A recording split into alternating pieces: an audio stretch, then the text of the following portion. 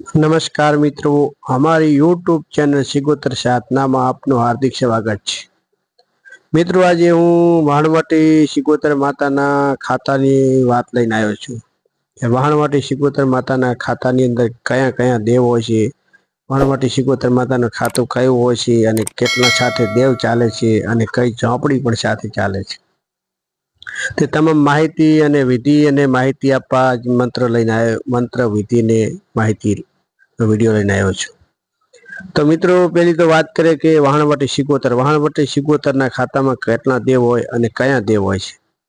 તો મિત્રો, અત્યારે તો એવું છે કે પહેલનું જે આપણા દાદા પરદાદા અને જે કરતા આવ્યા હતા અને એમને જે ખાતું હોય વાણવટી સિગોતર માતા મોરબી હોય, આગેવાન માતા હોય, તો એની સાથે કયા દેવ ચાલે, કયા નહીં દેવ ચાલતા, કયા કયા પૂજતા હોય છે।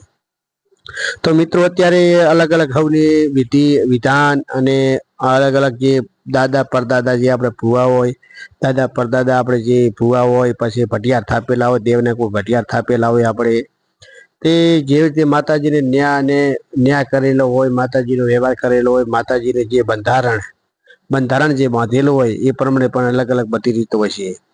અત્યારે હું તમને અલગ અલગ બધી રીતે સમજાવું છું અને કેવી રીતે રીત હોય છે એ પણ તમને કહું છું। પહેલું તો મિત્રો એક વાત કરીએ કે આપણે વાણવટી સિગોતર માતા આગેવાન હોય અને એક દીવો થતો હોય, આપણે ઘેર એક દીવો થતો હોય અને એક હવાશેર ચોખા થતા હોય, તો એની સાથે એકલા દેવ બીજા હોય કે ના હોય એ તમને પણ જાણ કરું છું। કે બીજા દેવ હોય તો આપણે દાદા પરદાદા એમને વ્યવહાર આપતા કે ના આપતા એ પણ તમને કહું છું। તો મિત્રો, અત્યારે અલગ અલગ રીતો હોય છે, અત્યારે અલગ અલગ નવા ભુવા થઈ ગયા હોય, નવા ભુવા થઈ અને અલગ અલગ ખાતું કરતા હોય છે, અલગ અલગ વ્યવહાર કરતા હોય છે। પણ દાદા પરદાદાનું જે માતાજીનું વેણ હોય, દાદા પરદાદા માતાજીનું જે બંધારણ બાંધેલું હોય અને દાદા પરદાદા આપણે જે પેઢીની અંદર પૂજતા આવ્યા હોય એવી રીતે કરશો તો તમારે ઘરની અંદર ક્યારે દુઃખ નહીં આવે, આપણે ઘરની અંદર બરબાદી ક્યારે નહીં થાય। પણ અત્યારે લોકો અમુક એવું હોય છે કે નવા નવા ભુવા બની જાય છે, લોકો ભુવા દ્વારા અત્યારે સિગોતર માતા એક વાણવટી પૂજતા હોય આપણે અને એક દીવો કરતા હોય, એક ચોખા કરતા હોય, અત્યારે ભુવા એવું કહે છે કે તમારી માતા છે સિગોતર છે, વાણવટી છે, પણ એના ભેગી આ દેવ બાકી રહી ગયું છે, આ દેવ છે પણ આ દેવને તમે કઈ હાલતા નથી। નહીં મિત્રો, એવું નથી હોતું।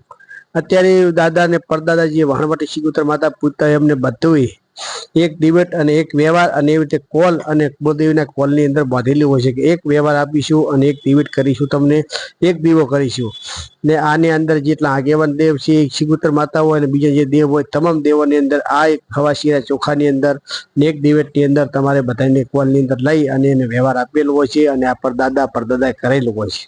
પણ મિત્રો, તમે જો અલગ કરવા જશો અને અલગ કરશો અને અલગ કરીને અલગ અલગ વ્યવહાર કરશો તો ઘરની અંદર બરબાદી ચાલુ થશે, ઘરની અંદર દુઃખ ચાલુ થશે અને ઘરની અંદર આપણે દેવનું વેણ કપાઈ જશે, દાદા પરદાદાનું જે વેણ કરેલું હોય એનો કોલ કરેલો હોય એ તૂટી જશે, તો આપણે ઘરની અંદર દુઃખ આવશે।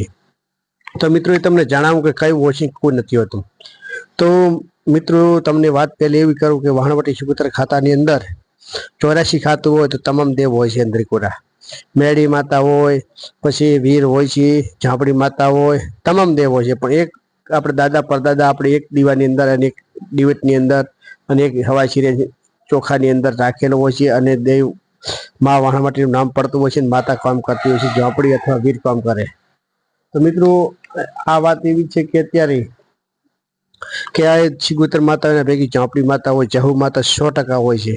અમુક લોકોને નહીં હોય તો ખ્યાલ નહીં હોય, નહીં હોતું પણ વ્યવહાર માતા લેતી જ હોય છે અને ચોખા લે કે દીવો કરતી હોય એની અંદર માતા જમી લેતી હોય છે। નામ પડે વાણવટી સિગોતરનું અને કામ કરતી હોય માતા ઝાપડી, જહુ માતા તો 100% હોય છે। પછી 84 ખાતું એમાં મસાણી મેળી હોય, ઉગતાની મેળી હોય, વીર હોય, પછી પીર હોય, પેગંબર હોય, તમામ દેવ અંદર સાથે હોય છે। માતા ઝોપડીઓ 2-3 ઝોપડીઓ હોય છે। પછી પણ મિત્રો, અત્યારે તો એવું છે કે જે કરતા આવ્યા હોય દાદા પરદાદા એ કરજો, અલગ કરવા જશો તો તમારે ઘરની અંદર તકલીફ આવશે ને બરબાદી આવશે। આવી યુટ્યુબની ઉપર કોઈ તમને સલાહ નહીં આપે, હું તમને સાચી સલાહ આપું છું। મિત્રો, જે વાણવટી માતા સિગોતર પૂજતા હોય અને આપણે દાદા પરદાદા હવાશેર ચોખાને એક દીવો કરતા હોય તો કર્યા કરજો, નવું કંઈ કરતા નહીં। નવું કરશો તો માતાજી તમારે રિસાઈ જશે અને માતાજીનો કોલ તૂટી જશે।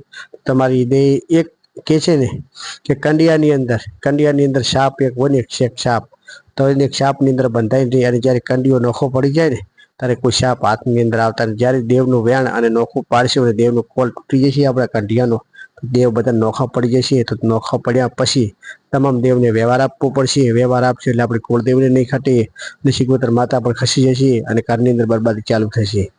અત્યારે એક કોલની અંદર હોય એટલે માતા વાહણવટીના કહેવાથી બધા દેવ હોય અને વાહણવટીના કહેવાથી બધા દેવ ઉભા રહે. વાહણવટી રજા આપે તો બીજું દેવ કામ કરવા જાય ને કામ ના કરે. વાહણવટીની જે વ્યવહારની અંદર બાંધેલો હોય ને કોલની અંદર બાંધેલો હોય તો વાહણવટી માતા છે ને વાહણવટી માતાના કહેવાથી જ કોઈ બી દેવ કામ કરે. ઝોપડી માતા કામ કરે, કોઈ મેળી માતા કામ કરે, પણ વાહણવટી માતાનો કોલ તૂટી જાય પછી કોઈ દિવસ તમારા હાથની અંદર નહીં આવે. ઘણા લોકોને બરબાદી ચાલુ થઈ જાય છે કે ફુવારે કહેવાથી કે માતા મારે સિગોતર છે પણ ઝાંપડી નથી બેહાડી. પણ ઝાંપડી બેહાડેલો હોય છે, કંઢીઓ કરેલું હોય છે, દાદા પરદાદાએ કરેલું હોય છે, પણ આપણે જો નોખું કરવા જઈશું ને તો નોખું પડે. અમે એક દિવાળની અંદર એક દિવસની અંદર કરેલું હોય. એટલે કેમ કે આપણે કઈ જગ્યાએ માતા મૂકી હોય અને કોઈ આપણી માતા વેણ લેવા ગયું હોય તો એ વખતે અમુક લોકોને ખબર હોય તો કે ભાઈ તમારે ઝોપડી માતા, પણ ખ્યાલ ના હોય તો આપણે કંઢિયા જ જાણતા હોય છે. વાહણવટી સિગોતરના નામથી પૂછતા હોય અને એમને ખ્યાલ આવે કે આ માતા અમારી છે તો એ માને.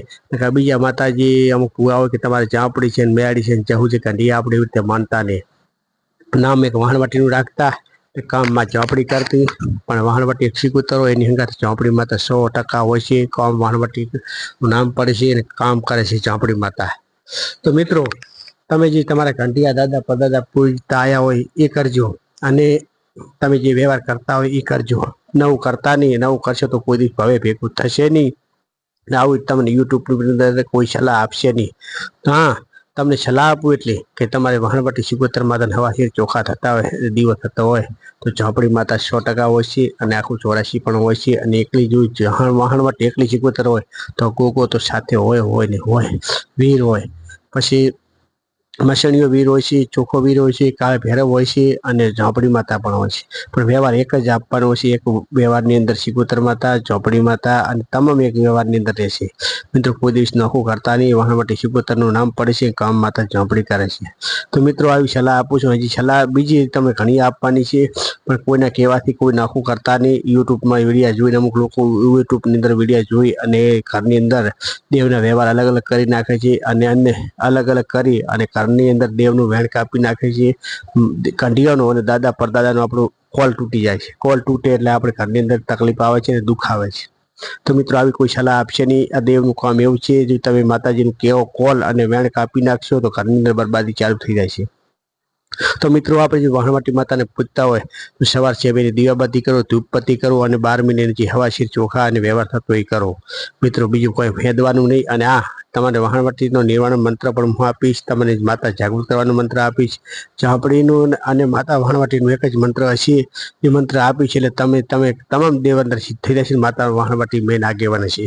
તો જય માતાજી મિત્રો. અમારી યુટ્યુબ ચેનલ સિગોતર સાથે તમે ચેનલને સબસ્ક્રાઈબ કરતા રહેજો, લાઈક કરતા રહેજો, શેર કરતા રહેજો. આવી માહિતી તમને નવી નવી આપતો રહીશ. અને મંત્ર અને હજી યહુ માતાનો મંત્ર હું લઈને આવવાનો છું. સિગોતર માતાનો મંત્ર લઈને આવવાનો છું. જય માતાજી, જય સિગોતરમાં, જય મેળીમાં, જય યહુ.